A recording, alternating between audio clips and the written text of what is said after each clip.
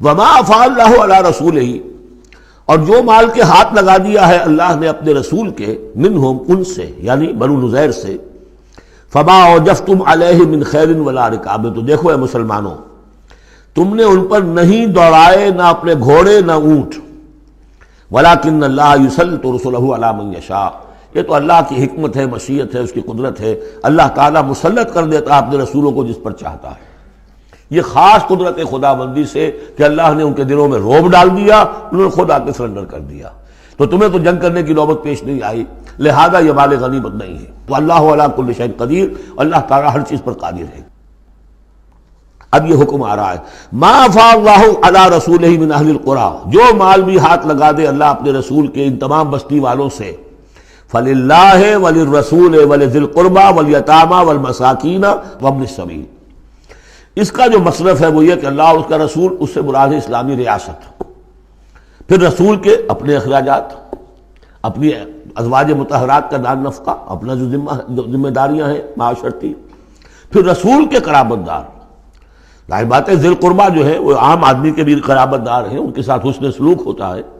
تو رسول کے بھی تو قرابت دار ہیں، اور رسول کا کوئی اور ذریعہ معاش تو ہے نہیں، والیتامى والمساکین وابن السبیل، باقی اس کے علاوہ جو بھی مستحق ہیں، فقراء ہیں، غریب ہیں اور ان کے لیے محتاج ہیں، کہ لا یکون دولۃ بین الاغنیاء منکم، اور یہ اہم ترین اسٹیٹمنٹ آف آبجیکٹیوز ہے، مقصد کیا ہے، کہ لا یکون، تاکہ ایسا نہ ہو کہ دولت تمہارے امیروں ہی کے مابین چکر لگاتی رہے، یعنی ظاہر بات ہے کہ اب جو لوگ بھی جو جنگ میں حصہ لیا ہے، جن کے پاس گھوڑے بھی تھے اور اونٹ بھی تھے، اب ان کو دگنے حصے مل جاتے سارے اس مال میں سے، تو گویا کہ جو لوگ پہلے ہی سے کچھ مرفع الحال ہیں، جن کے پاس پہلے ہی کچھ ہے، انہی کی طرف مال اور بڑھ رہا ہے، اور جو بیچارے غریب ہیں وہاں کے، وہ گویا کہ اس سے ان کی غربت کے ازالے کی کوئی شکل نہیں ہو پائے گی۔ تو اللہ تعالیٰ کے سامنے یہ ہے کہ دولت کی تقسیم ہو ایسی کہ اس کی سرکولیشن جو ہے معاشرے کے اندر، اس کی گردش دولت ایسی ہو کہ سب کو حصہ ملے اور سوسائٹی کے تمام طبقات جو ہے اس سے مستفید ہوں، کہ لا یکون دولۃ بین الاغنیاء منکم، تاکہ ایسا نہ ہو کہ یہ دولت، یہ سرمایہ، یہ مال تمہارے امیروں ہی کے مابین گردش میں رہے۔ اس کی ایک سادہ سی مثال میں دیتا ہوں کہ ایک کروڑ پتی کی بیٹی لاکھوں روپے کا جہیز لے کے ایک کروڑ پتی کے بیٹے کے گھر چلی گئی، گویا کہ وہ لاکھوں روپے کے جہیز نے گردش تو کی ہے، لیکن ایک کروڑ پتی سے نکل کے دوسرے کروڑ پتی کے یہاں چلی گئی۔ یہ دولت گردش کر رہی ہے اسی ایک اونچے طبقے کے اندر، انہی کے اندر جو ہے گردش ہو رہی، گردش ہے بھی اگر تو ان کے مابین ہونا یہ چاہیے کہ یہ سوسائٹی کے تمام طبقات کے اندر اس کا نفوذ ہو رہا ہو، سب کو اس سے فیض پہنچ رہا ہو، تاکہ یہ جو اس قدر جو ہے اونچ نیچ ہے، اتنی عدم مساوات ہے، وہ ختم ہو۔ وہ مساوات کے تمام انسان بالکل برابر کر دیے جائیں، وہ تو نہ کبھی ہوئی ہے نہ ہو سکتی ہے، وہ تو کمیونزم بھی مر گیا اور ایک دن کے لیے بھی اس مساوات کو قائم نہیں کر سکا۔ یہ ضرور ہے کہ انہوں نے جو اتنا فرق و تفاوت تھا، وہ نہیں ہے کہ جو امریکہ میں آج بھی ہے اور اس وقت بھی تھا، وہ فرق و تفاوت وہاں نہیں تھا، لیکن یہ کہ بالکل برابر سپاہی اور سپہ سالار برابر تو نہیں ہو سکتے، کچھ نہ کچھ فرق تو ہوگا، لیکن یہ کہ ایسا نہ ہو کہ معاشرے کے ایک طبقے میں ایک طرف تو احتیاج ہی احتیاج بڑھتی چلی جائے، بھوک ہو، احتیاج ہو، جس کے لیے کہ یہاں تک فرمایا حضور نے قاد الفقر ان یکون کفرا، فقر جو ہے احتیاج وہ انسان کو کفر تک پہنچا دیتی ہے۔ اور حضرت شاہ ولی اللہ دہلوی رحمۃ اللہ علیہ نے، وہ میں سمجھتا ہوں کہ اس دور جدید میں جو بھی معاشی مسائل کی پیچیدگیاں پیدا ہونے والی تھی، اس کا بڑا گہرا فہم جو تھا سب سے پہلے جس عالم دین کو ہوا ہے وہ شاہ ولی اللہ دہلوی ہے۔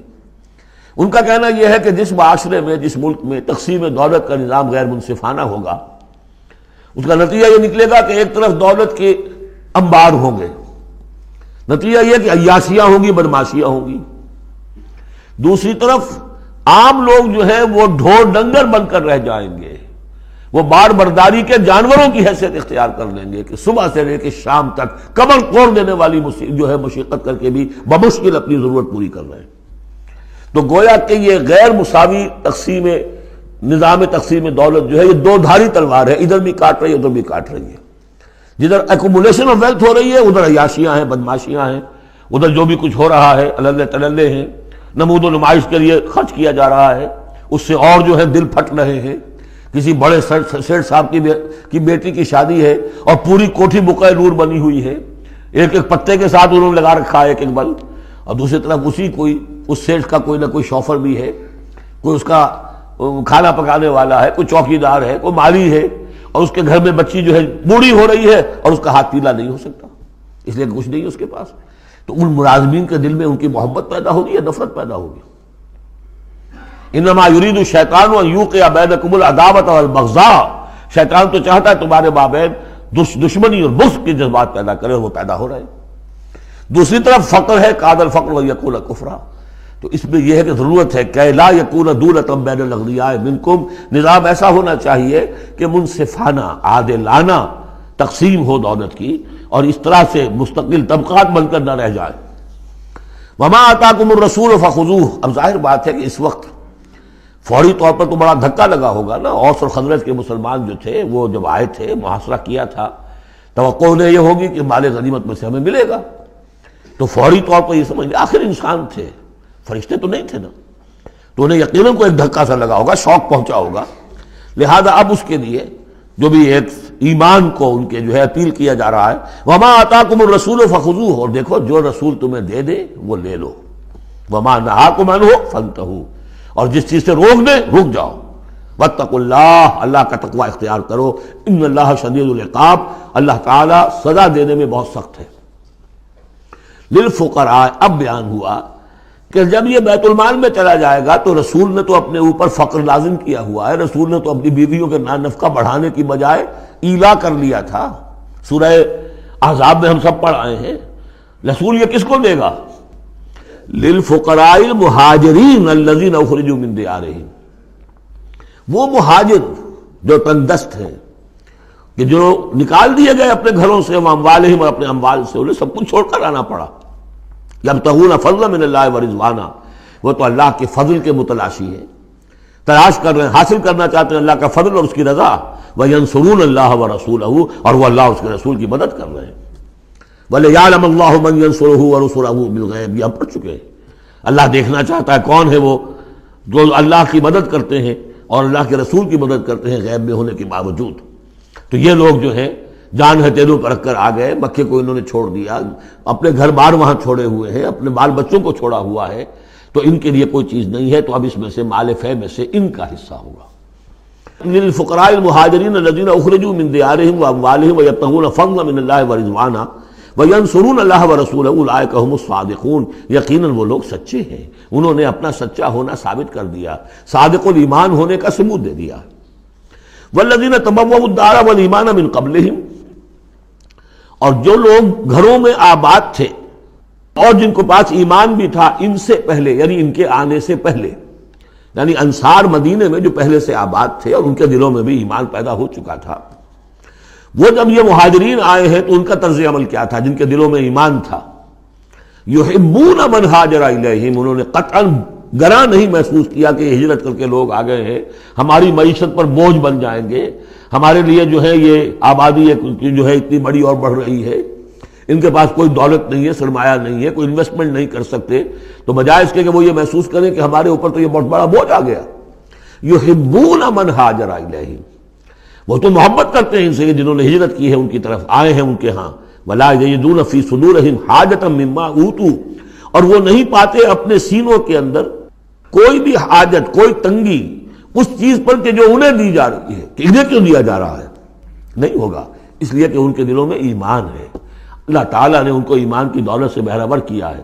یہ جیسا کہ میں نے عرض کیا کہ انصار میں سے جن حضرات کو توقع تھی کہ اب یہ سارا مال و اسباب جو چھوڑ کر گئے ہیں بنو نذیر، اس میں سے ہمیں بھی حصہ ملے گا، اور جب یہ طے ہو گیا کہ سارا مال فے ہے، یہ مال غنیمت ہے ہی نہیں، تو آخر فوری طور پر تو ایک دھکا سا لگا ہوگا. یہ ساری آیات در حقیقت ان کی تشفی کے لیے، تسکین کے لیے، ان کے جذبہ ایمان کو اپیل کرتے ہوئے اللہ اور اس کے رسول کے حوالے سے بات کی جا رہی ہے، اور جو بھی ان کے اندر ایمان تھا در حقیقت اس کا اعتراف کرتے ہوئے کہ والذین تبوؤا الدار والایمان من قبلہم یحبون من ہاجر الیہم، وہ تو محبت کرتے ہیں ان لوگوں سے جو ہجرت کر کے ان کے ہاں آ گئے ہیں. ولا یجدون فی صدورہم حاجۃ مما اوتوا، اور انہیں ہرگز کوئی تنگی محسوس نہیں ہوتی اس معاملے پر کہ جو انہیں دیا جا رہا ہے مہاجرین کو. وَيُؤْثِرُونَ عَلَىٰ أَنفُسِهِمْ وَلَوْ كَانَ بِهِمْ خَصَاصَةٌ، اور وہ تو اپنے اوپر ترجیح دیتے ہیں دوسروں کو، خواہ ان کے اپنے اوپر تنگی ہو۔ یعنی انصار بھی سب کے سب جو ہے وہ دولت مند تو نہیں تھے، ان میں بھی غریب بھی تھے، لیکن یہ کہ چاہے وہ خود تنگ دست ہوں، لیکن یہ کہ وہ دوسروں کو ترجیح دیتے ہیں۔ انہوں نے اپنے مہاجر بھائیوں کے لیے ایثار کیا ہے، قربانی کی ہے۔ ایثار جو ہے اس کا معنی ہوتی ہے ترجیح کرنا، کسی کو مقدم رکھنا۔ یؤثرون علی انفسہم ولو کان بہم خصاصہ، اپنے اوپر ان کو ترجیح دے رہے ہیں اگرچہ ان کے اپنے ہاں بھی تنگ دستی ہے، خواہ ہو ان کے ہاں تنگ دستی۔ وَمَن يُوقَ شُحَّ نَفْسِهِ فَأُولَٰئِكَ هُمُ الْمُفْلِحُونَ، اور یقیناً جو کوئی بھی بچا لیا گیا اپنے جی کے لالچ سے وہ وہی ہے کہ جو فلاح پانے والے۔ یہ ترغیب و تشویق ہے انصار کے لیے کہ جن کو گویا کہ اس مال فے سے ان آیات کی روح سے بالکل محروم قرار دے دیا گیا، الا یہ کہ ان کے ہاں جو یتامہ ہو، مساکین ہو، ان کے لیے تو ظاہر بات ہے کہ وہ حصہ موجود ہے۔ اب جو آیت آ رہی ہے اس حصے کی، وہ یہ ہے، بہت عظیم آیت اس پہلو سے ہے کہ اسی سے استدلال کیا حضرت عمر نے رضی اللہ تعالیٰ عنہ ہماری تاریخ کے ایک بہت اہم موقع پر، جبکہ خاصا اختلاف بھی اس میں پیدا ہو گیا تھا۔ پہلے وہ موقع سمجھ لیجئے،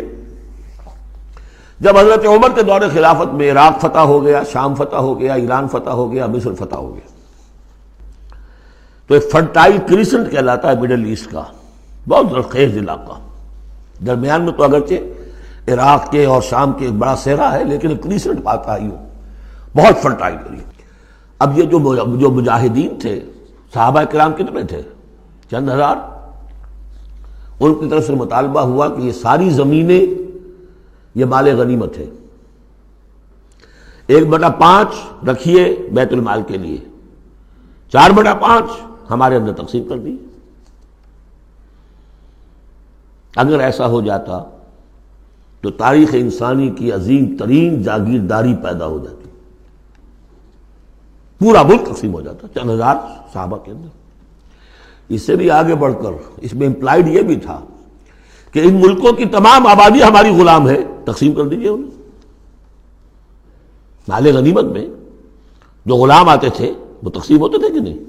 لونڈیاں آتی تھی تو غنیمت تقسیم ہوتی تھی کہ نہیں؟ یہ اتنا بڑا مسئلہ تھا، حضرت عمر رضی اللہ تعالیٰ عنہ نے اس پر غور کیا، اور ان کی رائے یہ ہوئی کہ یہ جو مال ہے یہ مال فے شمار ہوگا، مال غنیمت نہیں۔ مال غنیمت صرف وہ ہوگا جو کسی جنگ میں مارکے کے عین مقام پر جو چیز ملے گی، جو تلواریں دشمن کے ہاتھ سے آپ کے ہاتھ لگ گئیں، زرہیں ہیں اور سامان ہے،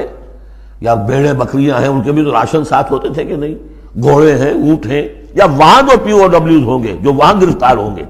جو لڑنے والے، یا عورتیں اگر وہاں ساتھ ہوں گی وہ کنیزیں بنائی جائیں گی، تو جو محاذ جنگ پر جو مال آئے گا وہ تو غنیمت ہے۔ لیکن پورا ملک، اب جنگ تو ایک ہوئی ہے، نہاوند کی جنگ ہوئی ہے یا فلاں کسی اور کی جنگ ہوئی ہے، تو اس کے نتیجے میں تو پورا کا پورا ملک جو ہے کسی کے قبضے میں آ گیا۔ ساری حکومت جو تھی ابراہیم لودھی کی، پانی پت کی جنگ کے اندر وہ ہارا، اور ساری حکومت جو ہے وہ اب بابر کی ہو گئی۔ تو اگر اس طرح کا کوئی معاملہ اس وقت سمجھا جاتا تو اب سارے کے سارے لوگ غلام اور ان کی عورتیں کنیزیں، جو چاہیں کریں وہ۔ اب اس پر جب حضرت عمر کی یہ رائے ہوئی، اور اس کے لیے دلیل یہ لائے تھے کہ انہوں نے فرمایا کہ یہ جو فے کا حکم چلا آ رہا ہے،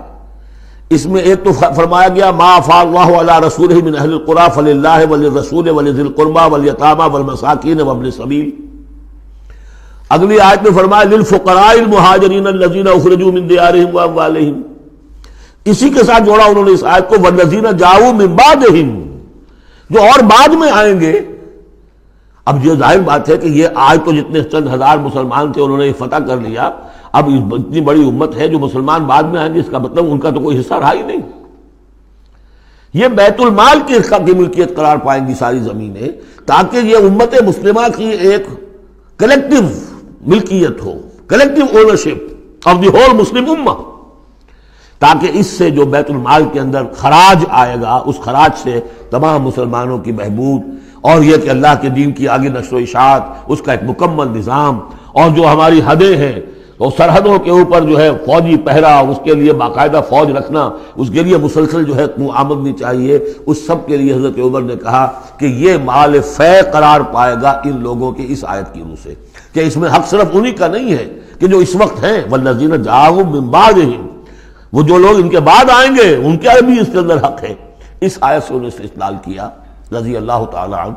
اور یہ بھی میں آپ کو بتا دوں کہ صحابہ میں سے بڑے اہم صحابہ نے حضرت عمر سے اختلاف کیا، ان کا نہیں یہ مال غنیمت ہے تقسیم کیجیے۔ پھر یہ کہ ایک باقاعدہ جو ہے ایک کمیشن بنایا گیا، اس میں کچھ